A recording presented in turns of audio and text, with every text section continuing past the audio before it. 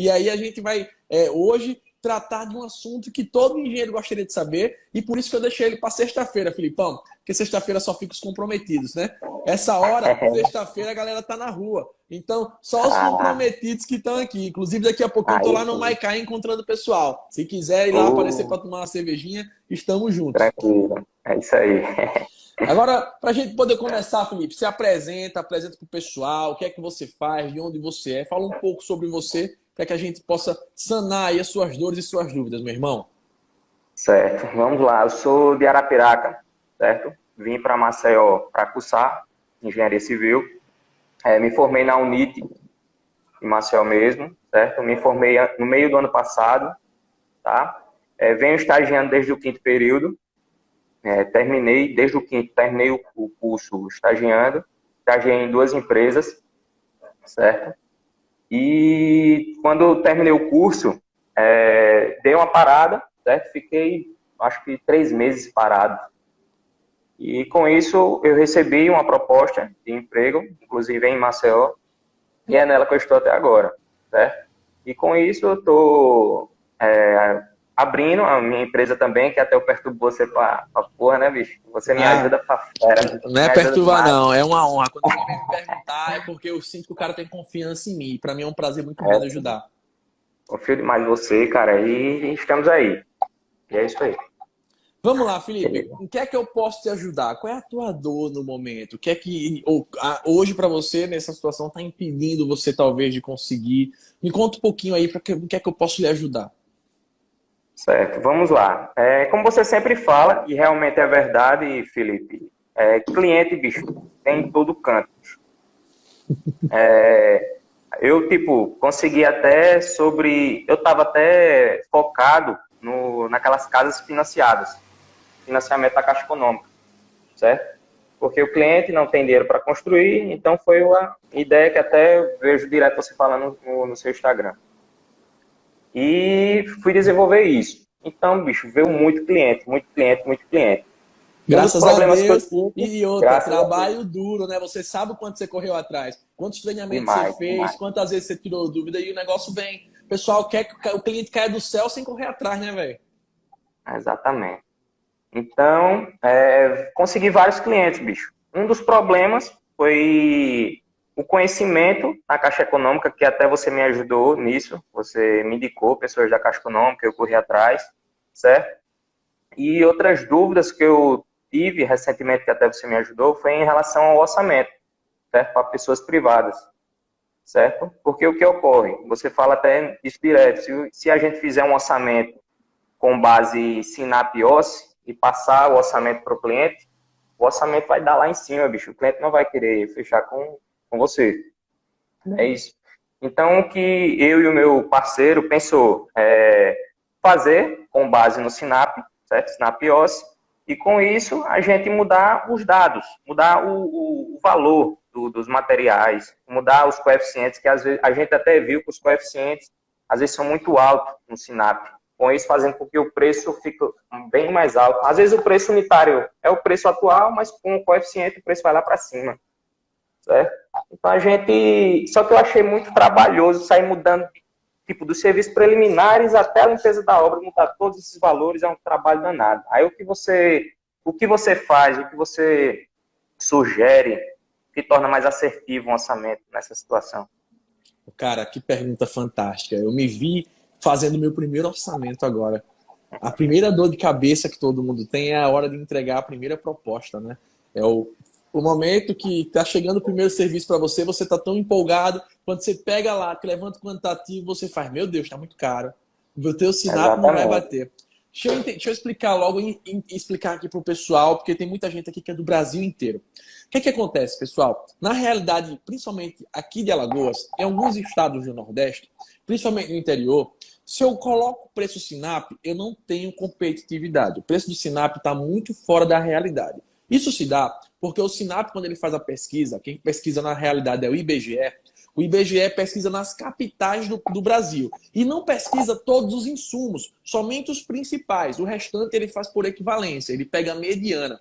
Então, muitos dos custos que tem o Sinap em relação a itens, ele não é pesquisado aqui em Maceió, ele é pesquisado no banco de dados principal, que se eu não me engano é São Paulo.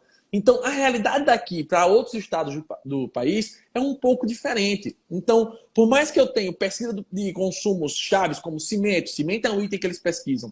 O tubo de 25, eles pesquisam. Já o de 32 já não é pesquisado dessa forma. Ele vai lá e faz uma média não, ele pega o coeficiente que teve do mês seguinte, do principal, e diminui. Deixa eu ver aqui o que é que estão falando.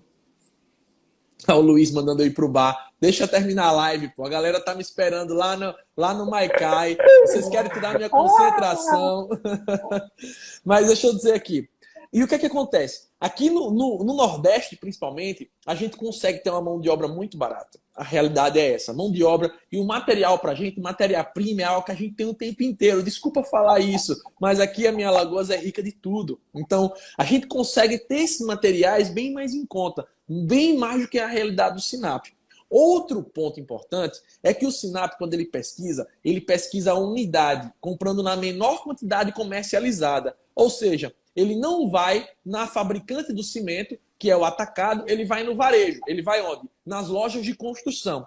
Quando ele vai na loja de construção, ele não pergunta quanto é 300 sacos de cimento. Ele pergunta quanto custa um saco de cimento, o IBGE. E aí, a gente, quando constrói, não utiliza só um saco. A gente consegue o quê? O efeito barganha. A gente compra muito material. Quem compra muito material tende a ter um maior desconto. E isso faz com que a gente consiga um preço bem mais abaixo do que o Sinap. Lembrando, aqui no meu estado. Eu conheço, por exemplo, Manaus, você não consegue fazer com o preço do Sinap. Roraima, você não consegue fazer com o preço do Sinap. Porque a realidade de lá, até de logística de material, é muito complicada, é muito difícil. Então, eu estou falando baseado aqui, pessoal, na nossa realidade, porque eu estou sanando a dúvida do Felipe, é uma realidade que eu conheço. Então, se você está vendo eu falando isso e você é de fora, não estranhe. Eu tenho que falar na realidade que eu estou aplicada aqui. Eu sei como funciona em outros estados, em outras cidades, mas aqui funciona dessa forma. Então, quando eu, aqui em Alagoas, faço um orçamento pelo Sinap e mostro para o meu cliente, o cliente vai dizer, tá doido? Dá para fazer uma casa e meia. Quase uma casa e meia. E aí, não tem preço para isso. Eu não tenho. Se eu boto esse preço, eu perco para o Zé Faz Tudo, eu perco para outra construtora, eu perco para outro engenheiro esse serviço. Então, Felipe, eu tenho que montar. O ideal é montar um banco de dados próprio. Felipe, mas, porra, vai me dar um trabalho muito grande. Vai dar no primeiro orçamento. Porque depois que você tiver seu dado pronto, você vai utilizar durante 10 obras só atualizando alguns itens. Mas se você me pergunta, pô, Felipe, mas eu vou ter que vir desde a fundação até o acabamento? Se você tiver essa oportunidade, faça. Eu tenho meu banco de dados. Por quê? Porque eu sei quanto custa cada etapa da minha obra. Quando o cara chega para mim, eu já vou saber falar para ele a média do meu metro quadrado naquela tipologia, naquele padrão de obra. Felipe, mas, porra, como é que eu faço se eu não tenho tempo suficiente para entregar a proposta para fazer todas essas composições? Aí vem uma dica que é fundamental e que vai mudar a vida de todo mundo. Gente, você não precisa fazer o orçamento completo. Você não precisa fazer o orçamento item por item. Como é que eu faço isso? Se eu pegar um orçamento de uma casa, todos os quantitativos, e pegar aquela planilha, ela vai dar, a planilha de uma casa hoje, ela deve dar em torno de 30, 40 itens, estourando 50 itens. Escavação, item por item. Se eu pego lá no meu Orça Fácil ou no meu Excel, com a regrinha básica do Excel, eu monto uma curva ABC. Vamos lá, o que é a curva ABC? Itens da classe A, 50% do valor do orçamento. Itens da classe B, acumulado. A mais B dá 80%, tá certo? E os outros 20%, os itens que não têm representatividade. Felipe, tem bibliografia que fala diferente, fala que 80% do valor da obra vai estar nos 20%, Pareto. Então, considera a classe A 80%, classe B 95% e os outros 5% que não são tão relevantes. Felipe, qual desses dois você segue? Os dois são bibliografias e parâmetros diferentes que também estão corretos. Qual que eu sigo? Item da classe A, considero até 50% do meu orçamento. E somo com o da B e tenho ali 80%. O que é que eu vou fazer, Felipe? Eu faço a curva ABC e vou analisar. Dos 50 itens que eu tenho, seguindo Pareto, 20% deles são onde vai estar concentrado todo o custo da minha obra. Felipe, como assim? Dos 50 itens, se eu for pegar 20%, eu vou ter os 10 itens que vão fazer a diferença da minha obra. É nesses 10 itens que eu tenho que ter a minha preocupação. O restante, eu posso deixar o SINAP porque a diferença vai ser muito pequena, tá certo? Então vamos lá. Esses 10 itens aí, se eu conseguir fazer o orçamento dele preciso, eu vou conseguir baixar meu orçamento da obra em 35%. Já se eu pegar e focar nos outros itens, talvez, se eu fizer a pesquisa, eu não baixe nem 10%. Porque são os itens que não têm tanta relevância. Então, qual é a sacada? Pegar os itens da classe AB, os 20% dos itens de maior representatividade. No orçamento de 100 itens, eu vou ter 20 itens. No orçamento de 50 itens, de 50 serviços, eu vou ter 10 serviços. Eu vou ter 10. Eu vou pegar esses 10, que geralmente é revestimento, pintura, estrutura, às vezes cai, depende do tipo de obra, tá certo? Porque o resto não vai dar diferença. Então eu vou focar nesses itens, Felipe. Se vier o meu SINAP um pouquinho a mais ali, melhora para o meu lucro, tá certo? Mas eu focando nesses 10, nos principais, cara, vai certo que o teu orçamento vai ser bem fechado. Felipe, mas eu tô inseguro, cara. Como é que eu vou saber se o meu orçamento está dentro do padrão do mercado? Aí eu vou dizer agora 3 passos para você ter um orçamento dentro do mercado. O primeiro é pegar o CUB. Fiz o meu orçamento lá, detalhado. Vi lá o somatório, divido pela quantidade de metro quadrado, deu um valor, não é isso? Vou pegar o CUB e comparo. Tá acima ou tá abaixo do CUB? Aqui no nosso estado, geralmente o CUB tem um preço acima de mercado. Por quê? Porque o CUB considera pagando todos os encargos, pagando tudo bonitinho. E a gente sabe que a gente consegue diminuir esses custos terceirizando alguns serviços, contratando por empreita. Então, se o CUB, aqui no nosso estado, se o meu orçamento estiver acima do CUB, pode ter certeza que o seu orçamento está um pouco furado. Tá? Quando eu falo orçamento, eu falo sem colocar lucro, tá? Só os custos. Ô, Felipe, mas, tipo, o CUB, ele não leva em consideração fundação, né? Se eu não me engano. Fundações profundas. Fundação Fundações normal, profundas. ele considera a fundação de uma casa residencial. Tá? Ele não tem piscina, não tem itens especiais, elevador, mas para residência básica, pode estar dentro, pode ficar tranquilo. Beleza? Realmente, Então, o CUB, o valor do metro quadrado é muito alto. pra gente aqui no nosso estado, olha, antes da pandemia eu conseguia fazer o custo quase metade do CUB, cara. 60% do valor do CUB eu fazia um metro quadrado aqui, de um padrão popular. Então, esse negócio você só vai pegando com a prática, essa jogada, Felipe. E aí o que que acontece? Eu pego o CUB, analiso com o meu preço do metro quadrado. Ó, o meu preço está abaixo, está razoável, de acordo com cada estado, tá? No nosso estado aqui é um pouquinho abaixo. Esse é o primeiro ponto, tá? Segundo ponto, vamos lá. Eu fiz um orçamento detalhado, comparei com o CUB. Terceiro, cara, faça seu concorrente trabalhar para você. Pega o projeto, manda para 3 construtoras, botando o teu nome como se fosse o cliente. Olha, eu estou precisando de construtora para fazer tal serviço, gostaria de solicitar o orçamento. Tu vai ter 3 concorrentes, o orçamento dos 3. Aí eu posso olhar, pô, o orçamento dos caras estão muito abaixo do meu, estão muito acima do meu. Será que eu fiz o orçamento correto? Será que realmente eu quantifiquei tudo? Principalmente quem está começando agora, às vezes esquece de botar serviços. E aí você começa a perceber, pô, o orçamento do cara, os 3 deu muito a mais do que o meu. Pô, o meu deve estar errado. 3 caras fizeram um orçamento e deu muito acima. Será que eu não consegui ver algum serviço? E vou tentar abrir a composição dele, ver o que é que eu mudei, tá certo? Porque aí eu tenho 3 seguranças. Eu fiz o meu, eu fiz o do meu concorrente e ainda fiz o do CUB. Ou seja, eu vou ter um orçamento bem mais assertivo, mesmo que eu não tenha experiência. Então, quando você for fazer o orçamento, não adianta fazer item por item, foca nos itens da classe A, B, tá? E aí o restante, velho, é só levar e pode ter certeza. A cada obra que você for fazendo, você já vai ter noção desses 10 itens. E aí o que é que você faz? Pô, no primeiro orçamento eu só fiz os 10 itens de relevância. No segundo orçamento eu já tenho os 10 itens. O que é que eu vou fazer? Vou fazer mais 10. E aí quando você menos esperar, você já tem todos os itens uma base própria.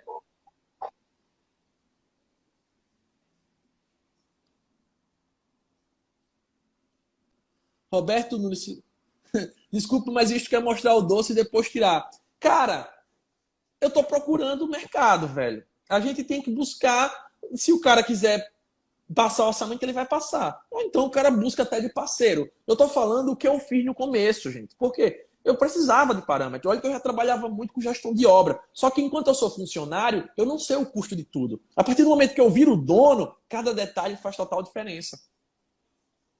E até mesmo, Felipe, existe casas vizinhas que você pode até pesquisar o valor de preço delas, né? Fazer até uma comparação com isso, né? Exatamente, fazer comparação, buscar colegas que construíram. Cara, eu faço parte do grupo de engenheiros aqui do estado e o tempo inteiro a gente está trocando informação, está conversando. Olha, está conseguindo construir a quanto, Marcelinho? Aí eu ligo pro Fernandes. Fernandes, quanto é que está saindo o metro quadrado aí? Tá pagando quanto do reboco? Tá pagando quanto no porcelanato? Cara, é assim que funciona.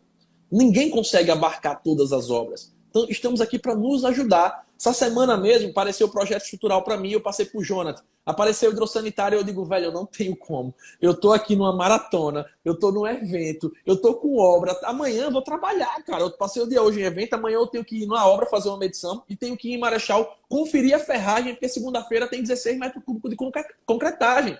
Não adianta eu querer abarcar o mundo. O que é que eu faço? Passei para os parceiros e ganhei comissão. Eu prefiro ganhar 750 mil reais do que não ganhar nada. Pelo menos dá para garantir a minha ida para o Maicai com os meninos hoje. Vamos lá. Pode fazer pergunta, Felipe. Estou aqui para ajudar. Pessoal do YouTube, Instagram também pode deixando sua pergunta. No final eu respondo algumas, tá bom? Uma dúvida, assim, também, eu acho que é de muita... É comum, tipo, por exemplo, comparando o meu orçamento com o seu, certo? A gente tá com um cliente, tá disputando, eu e você. E, tipo, você já tem a tua empresa, você já tem materiais de pode utilizar e você não precisa colocar isso, às vezes, no orçamento, certo? Então, provavelmente, o teu orçamento pode dar bem mais em conta do que o meu, mais barato que o meu orçamento, certo? Então, como eu faço para, como uma pessoa que está iniciando, consegue, porque isso até é um medo, certo? Que você falou que pessoas que estão iniciando às vezes esquecem de colocar serviços, mas eu acho que pode até ser o contrário. Eu acho que às vezes a pessoa que está iniciando coloca até serviço até demais, tornando o orçamento muito caro, certo? E, tipo, como a gente está colocando serviços a mais, é porque a gente está iniciando, a gente não tem materiais, a gente não tem várias outras coisas. E, tipo, as empresas grandes já têm. Então, consequentemente, o orçamento da empresa, das empresas há muito tempo no mercado, pode dar mais em conta que o meu e ela conseguir o cliente no meu lugar, entendeu? Só que tem um detalhe que você tem que levar em consideração. O custo indireto de uma empresa grande é muito maior do que uma empresa nova. Imagina o escritório para manter. Imagina os custos que estão no BDI ali para manter um escritório como esse que eu estou aqui. Eu tenho que fazer valer a pena o salário do engenheiro Glauber, o salário do estagiário Daniel, o salário da Karina, o salário da Fernanda, a energia. E você que está começando agora, você não tem todos esses custos. Outro detalhe, você está começando agora. Se você é do lucro presumido, o seu imposto é 4,5%, o meu já está quase 16%. Só aí já dá 10% de diferença. Só dá para entender que realmente quem está há muito tempo no mercado, você tende a ter materiais como escoras, andaimes. Realmente esse material, para quem não tem, está alugando. Só que quando eu cresço, quanto mais eu cresço, mais eu pago de imposto. Então, mais gasto você terá, né? Uma coisa compensa a outra, entendeu? Então, eu não vejo esse problema em relação a disputar com empresa grande. E muita empresa grande leva prejuízo também por não considerar esses custos. E, cara, até hoje eu considero andaime, eu considero tudo que eu uso, porque até o que é meu, eu cobro aluguel. Eu tenho cliente por administração que tá lá, os meus andaime, é meu andaime meu próprio, só que eu não digo que é meu, na verdade eu digo que eu tô locando. Por quê? Porque é uma locação. Eu pego o valor do mercado e digo, ó, o preço é esse. Esse aqui eu consegui R$2 mais barato com um amigo meu. Aí ele não pede nota, eu faço um recibo. Por quê? Porque se o cara sabe que é meu, ele vai achar que eu tenho que botar lá. Só que é depreciação. E se aquele andame quebrar? E se perder?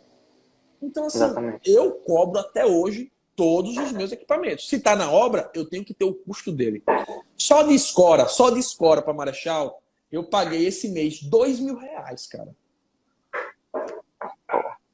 Escora, parafusos e barrotes para laje. Vai ficar aproximadamente 3 meses. Felipe, 3 meses sabe por quê? Porque eu tenho a primeira laje para montar, eu escoro ela. Vai ficar mais 28 dias escorado. A de cima estou montando. Nesse intervalo aí são 90 dias. 90 dias vezes R$2.000 dá R$6.000. E de onde vou tirar esse dinheiro se eu não cobrar do meu cliente?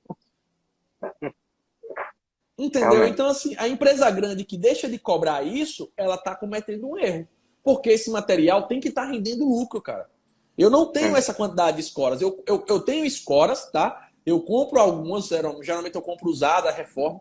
Só que cada vez que eu compro uma escora, eu comprei escora usada agora de R$ 50. Comprei 30, deu R$ 1.500 de escora. E eu quero comprar mais 30. Meu irmão, eu usei 350 escoras na obra. Então, assim, esses construtores, eles realmente têm material. Eles realmente, se ele quiser dar o preço mais barato, se ele for um cara sozinho, ele consegue dar. Só que ele não tem como fazer tudo sozinho. Ele precisa de uma equipe. Coisa que você que está começando não precisa. Tá, Não imagina só quanto eu precisa. pago de engenheiro, de estagiário, de equipe, de escritório. Então, isso encarece os meus custos. Meus custos indiretos para manter a obra, os custos administrativos são mais altos do que o de vocês, de quem está começando. Então, muitas das vezes, por isso que se você for pregar uma empresa grande, realmente comparar, o preço dela é maior. Cara, mas é porque já é uma empresa renomada, já é uma empresa grande. Não, é porque o custo dele é maior. Senão ele não consegue pagar a conta. E até mesmo, quando eu estava em busca dos clientes dessas casas financiadas, eu me deparei com um cliente, e o cliente tinha um cara, um primo, e esse primo tinha uma construtora. E essa construtora já está bem no mercado. E esse primo dele não quis pegar a casa para construir, porque ele já disse, olha, bicho, vai dar muito alto, bicho, não vai conseguir pagar. Então, isso fez com que ele já viesse para mim, entendeu? Já, olha, bicho, o bicho disse que não vale nem a pena construir com ele. Então, é exatamente isso que você está falando. Às vezes o cara, por exemplo, eu tenho tanta demanda, graças a Deus, cara, graças a Deus e o nosso trabalho. Vem obra para mim e eu digo, velho, não dá. Não dá, por quê? Porque essa obra vai me dar um lucro tão pequeno para eu fazer para você que não compensa eu gastar energia nela. Ah, uma reforma que vai me dar em 12 meses 3 mil de lucro. Cara, R$ 1.500 é o que eu pago para o meu engenheiro estar aqui, vamos supor, indo uma vez na obra. Não, ele ganha mais do que isso, mas se eu for dividir, digamos assim, quanto ele vai ganhar para ir por cada obra, então não vai compensar. Já apareceu de vir obra para mim, eu dizer, cara, eu não vou pegar, mas eu vou indicar um aluno meu, tá certo? E aí eu boto meu aluno lá à frente e divido os lucros com ele. Pego uma comissão e deixo ele lá e vou supervisionar. Passo na obra uma vez. É como se eu cobrasse a minha consultoria para ir lá ajudar ele. Ah, eu ia na semana uma vez e tirava tipo R$ 500. Tipo, R$ 500 era a minha ida. Só para ajudar e dar nome a ele. Porque quanto mais ele cresce, mais eu cresço. Entendeu? Então, muitas das vezes a empresa grande não quer pegar qualquer serviço. Óbvio, qualquer demanda é boa, mas de que adianta? Imagina só, eu conheço um cara que ele faz bem muito serviço. Vamos supor que ele tem aí, por ano, 25 casas construídas. E ele não consegue ter um salário de 10 mil por mês. Cara, você trabalhar tanto, ter tanto esforço e não conseguir ter 10 mil por mês, será que realmente está valendo a pena pegar esse monte de obra? Será que ele está concentrando nas obras corretas? Será que ele não quis pegar tudo de uma vez, colocou a mão no dinheiro, colocou o dinheiro para fora para contratar uma equipe e terminou que a equipe está ganhando, todo mundo está ganhando e está soprando pouco para ele?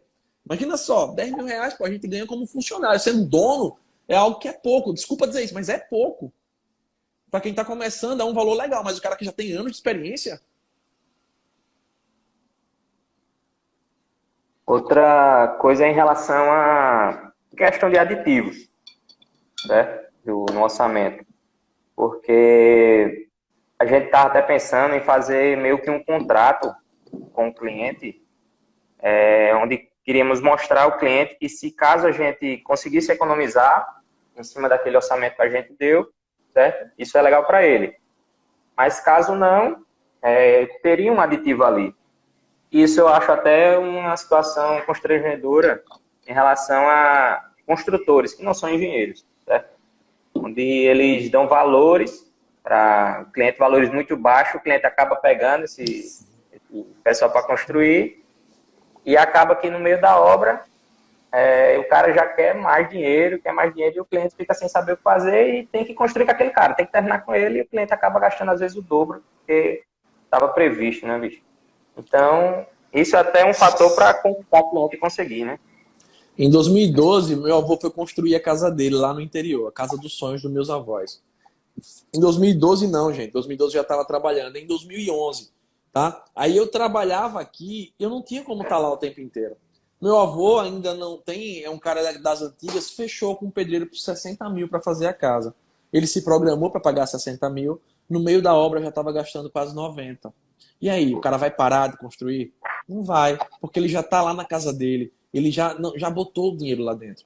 Então, o maior trauma de alguém que quer contratar um pedreiro, um construtor, é passar por uma situação dessa. E eu digo porque eu vi de perto. Até hoje, a casa da minha avó, meu avô e minha avó brigam o tempo inteiro, porque tem lâmpada que queima o tempo inteiro, a infiltração por percularidade pocando na casa inteira. Cara, esgoto retornando o tempo inteiro. Então, a gente, infelizmente, no Brasil não tem essa cultura de contratar um engenheiro para fazer e entender o quanto que vale a pena pagar bem, mas pagar certo, digamos assim. É mais caro pagar a gente do que não pagar. E, Felipe, em relação a esse aditivo, cara, o Zé Faz Tudo vai fazer isso, o construtor vai fazer isso, porque ele não tem nenhuma responsabilidade legal, basicamente. Não tem RT, Exatamente. não tem responsabilidade técnica, não tem garantia. Sem responsabilidade técnica, não tem garantia. Então, isso acontece demais no Brasil inteiro. E aí, como é que isso funciona pra gente? Cara, já aconteceu de errar numa obra. Eu não pedi aditivo. Eu já cheguei a zerar meu lucro, mas não pedi aditivo. Porque eu digo, pô, o cara se programou, cara. Se programou, o erro foi meu, o erro não foi dele. Quando é erros de projeto, quando são coisas que não estavam previstas na obra, estamos no total direito. É o nosso dever, inclusive, informar o cliente que teve um erro do projeto, de quem fez o projeto, ou que a quantidade que estava lá teve que ser aumentada devido a um serviço que não foi visto. É nosso dever cobrar. A gente não é pago para bancar o sonho de ninguém, não. A gente tem que receber, é o nosso ganha-pão. É o que bota a comida na boca do meu filho. Então, eu chego pro cara e vou dizer, ó, tem que aditivar. Agora, se, por exemplo, eu fiz um orçamento e eu errei, eu na hora de quantificar, fiz um erro, eu posso ir muito bem no bom senso e dizer, olha, queria conversar com você, assumir meu erro e mostrar para ele. Não tem humilhação para ninguém. É mostrar, cara, olha, tu sabe, eu tô começando agora, eu já botei o preço lá embaixo, mas olha, eu errei isso aqui. Como é que a gente pode fazer para negociar? É constrangedor? É, mas é humilde, é íntegro, é real. Então, assim, não adianta querer. Se você tem condições de bancar e você acha que é melhor zerar, vai lá. Agora, é melhor do que você querer aplicar no cliente você ser íntegro. Olha, velho, eu não vi isso aqui e vou correr atrás para resolver. Ou um cara aqui dizendo, eu vendi meu carro pelo erro. Velho, quem é uma pessoa que tem bom senso, uma pessoa que é íntegra, a gente não vai querer o cliente no nosso pé o tempo inteiro. A gente vai querer resolver, porque o nosso nome e a nossa palavra vale muito mais. Felipe, como é que funciona aditivo? Aditivo é legal pedir? É legal por erros e omissões do projeto, coisas que a gente não tinha como saber. Por mudanças e avanço de meta, coisas que você não tem como controlar. O cliente quis aumentar, então tem que ter aditivo, tá? Agora, se o projeto está do mesmo jeito, o projeto está bem definido, se tinha todas as informações, nós não temos esse direito. Principalmente se eu estiver tratando com empreitada global, que é um contrato de valor fechado. Ali eu estou dando meu preço para executar o empreendimento de acordo com aquele projeto. Olha o cara aqui dizendo aqui, eu já vendi um carro. Cara, eu já errei. Eu já paguei 10, 12 mil para poder consertar. Por isso que eu falo com tanta autoridade. Só hoje, eu estou no que eu estou hoje, porque eu já errei pra caralho. Graças a Deus que eu errei enquanto tinha tempo. Enquanto não saía tudo do meu bolso. Felipe, aditivo, como é que funciona? Situação agora, os materiais aumentaram. Cabe aditivo? Cabe aditivo. Olha, a própria lei de licitação, a lei 866, ela faz referência, e a referência, se eu não me engano, é a Constituição Federal ou é o Código... Tem uma leizinha, cara, eu não vou lembrar, eu acho que é o artigo 64. Eu tinha isso numa aula minha, tem gravado, mas eu não vou lembrar de cabeça porque eu não decoro norma, senão eu vou enlouquecer. É muita informação. Então, tem dizendo o seguinte, quando eu tenho desastres naturais, quando eu tenho coisas imprevistas ou quando eu tenho oscilação do mercado muito grande devido a fatos que nós não podemos controlar, um exemplo, o cobre está o dobro do preço. Eu não tenho culpa disso. Meu quantidade de cobre é a mesma que estava no meu orçamento. Mas o meu cliente também não tem culpa disso. Ele vai dizer logo, mas eu também não tenho culpa, não fui eu não. Aí você vai dizer, mas é para obra de quem? Eu não posso pagar para brancar a tua casa, cara. Tá aqui a quantidade e o preço que era quando eu fiz o orçamento há 4 meses atrás. A elétrica só entrou agora, depois de toda a tua estrutura e tal. A gente vai ter que fazer um reajuste de contrato. A gente chama de equilíbrio econômico-financeiro. É previsto a lei e é legal. É obrigatório, quem trabalha com obra pública só não faz isso se você for burro ou se você gostar de jogar dinheiro fora, tá? O equilíbrio econômico-financeiro, ele está previsto e é legal tanto para mim tá? Que sou construtor de obra privada, como para mim que sou construtor de obra pública. Inclusive, gente, bota isso nos contratos de vocês, em questões de desastres, em questões de alta de material, oscilação do mercado. Coloca isso no contrato para depois o cliente te questionar. E hoje, você nunca viveu isso, como eu nunca tinha vivido, tá? Então eu fui afetado também, mesmo sabendo que eu podia ter aditivo, você não quer estar no pé do cliente pedindo dinheiro, tá? É chato, mesmo sabendo que eu estou certo. Então, em alguns casos, eu diminuí meu lucro. Outros casos que eu vi que se eu não pedisse, eu ia quebrar, eu fui lá e pedi. Que eu não ia quebrar, eu ia levar prejuízo na obra, tá? Então, quando eu boto isso no contrato, ao mesmo tempo eu estou amarrando, dizendo, olha, cliente, preste atenção, tá aqui. Ó, tá previsto, pô. Assim como você não tinha como prever uma pandemia, eu também não tinha. Que essa pandemia sirva de lição para que a gente não cometa os mesmos erros. O aço aumentou toda semana. Então, assim, eu tenho que entender e o meu cliente... Ó, outro exemplo, vou dar um exemplo agora. A obra do Arthur. A obra do Arthur, a gente orçou o porcelanato a R$30. Não foi orçamento achando, não. Foi orçamento na loja. Quando a gente foi comprar 3 meses depois, estava 72.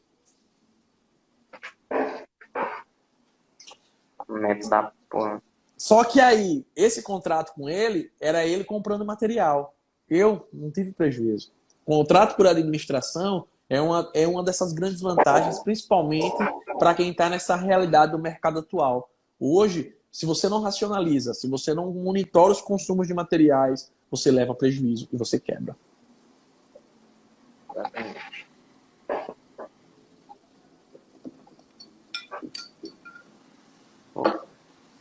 Vamos lá. A gente tem como construir por CPF, certo, Felipe?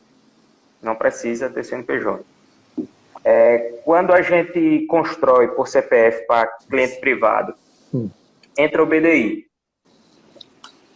Sempre. Esse BDI, ele pode ir até quantos por cento? Porque o BDI eu acho que não vai ser igual a uma obra privada, né? Obra privada e obra pública. A obra privada, o BDI vai até quanto? Agora eu vou dizer uma coisa que eu acho que muita gente não sabe. O BDI só tem limite para a obra pública. A obra pública, eu tenho um acórdão 2622 e eu tenho que trabalhar dentro das faixas de acordo com a tipologia de obra, tá? De acordo com a tipologia de obra. Já quando eu estou trabalhando com obra privada, meu BDI é individual. O que é o BDI? Bonificação e despesa indireta. O que é que eu tenho no BDI? Eu tenho parcelas como CPRB, se eu for desonerado. Vamos supor, eu tenho meu PIS, COFINS. Felipe, e esses impostos? Quando você é pessoa física, você não tem esses impostos dessa forma, mas você tem que tirar uma nota avulsa. Você vai ter que tirar a nota, você vai ter que...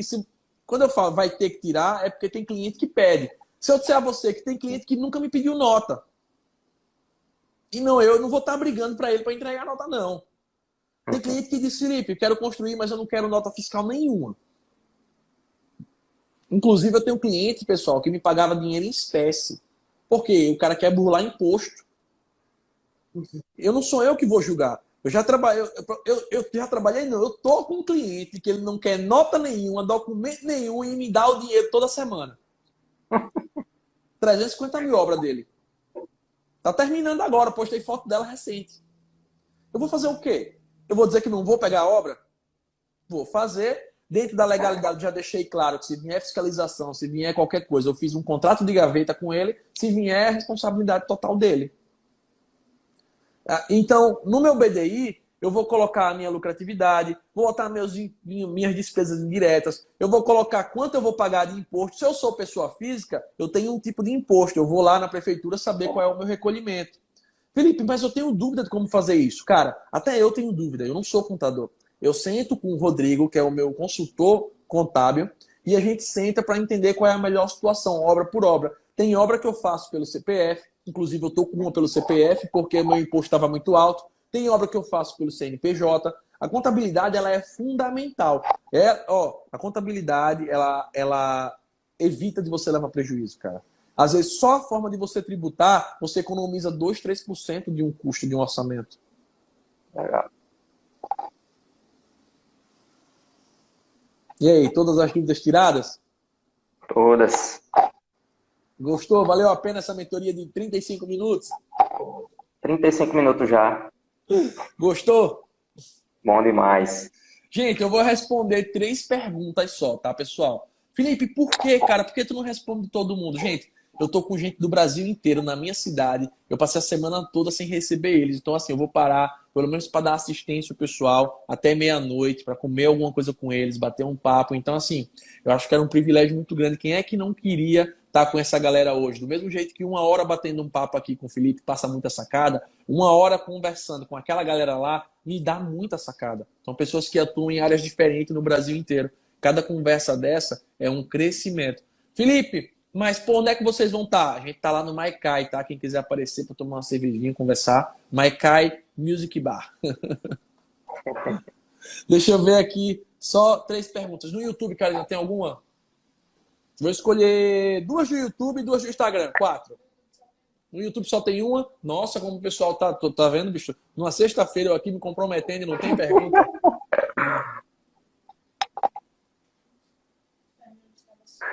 Fernando estava aqui assistindo no YouTube. Fernandes, cara, uma das maiores referências da engenharia aqui do nosso estado. O cara tem contato com todo mundo. O cara do network, o cara que resolve tudo em qualquer instância da Caixa Econômica Federal, se chama Fernandes Quintino. Grande parceiro, grande amigo. Obrigadão por estar aqui me prestigiando.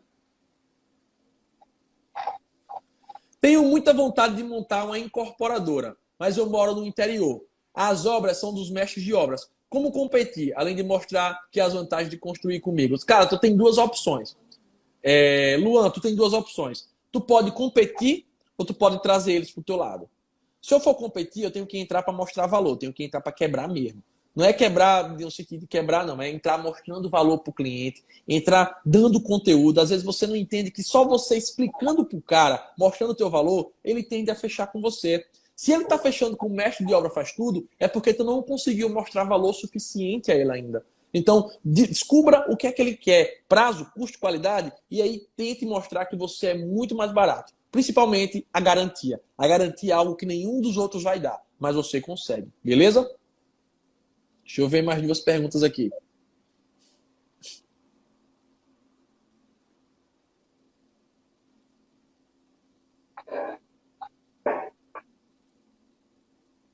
O nosso amigo aqui, ó.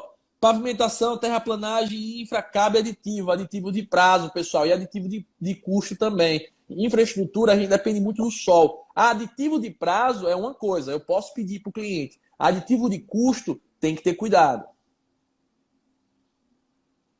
Terraplanagem tem muito mesmo, viu? Cara, deixa eu ver pergunta.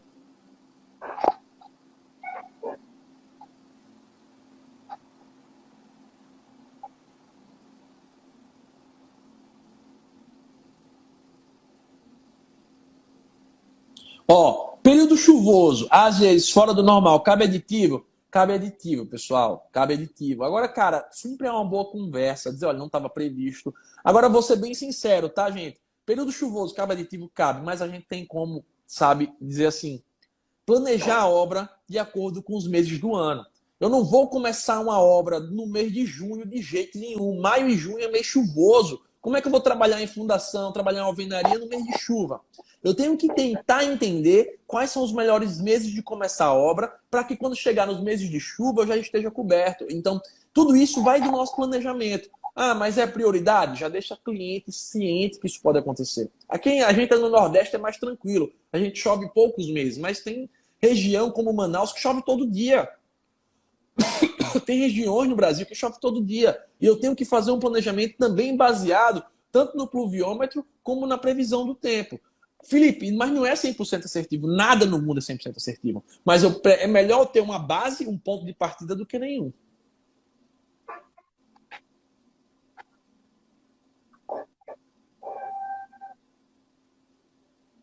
Gente, eu acho que é isso. Eu vou encerrar por aqui hoje para eu poder ir dar assistência pessoal que eles estão me esperando, tá bom? Gente, muito obrigado, Felipe. Obrigado de coração pela participação. É uma honra estar com você aqui. E vamos marcar para tomar uma cervejinha em breve, beleza, meu irmão? Saudade de você. Vamos lá. Valeu, cara. Tamo junto. E aquele print aí do hashtag, pessoal. Ó, não peço nada em troca. A única coisa que eu peço é o hashtag marcaaz, tá certo? E agora dá aquela hashtag, vai ser o seguinte: pode ir pro bar. Hashtag pode ir pro bar. para você ver que está todo mundo comprometido com pelo menos a minha cerveja do final de semana. Muito obrigado, Cris. Divirta-se, dá o print e pode ir para o bar, é a hashtag da live de hoje. Um grande abraço, fiquem todos com Deus e valeu, Filipão. Tamo junto, meu irmão. Valeu, tamo junto, tchau, Felipe. pessoal. Um abraço.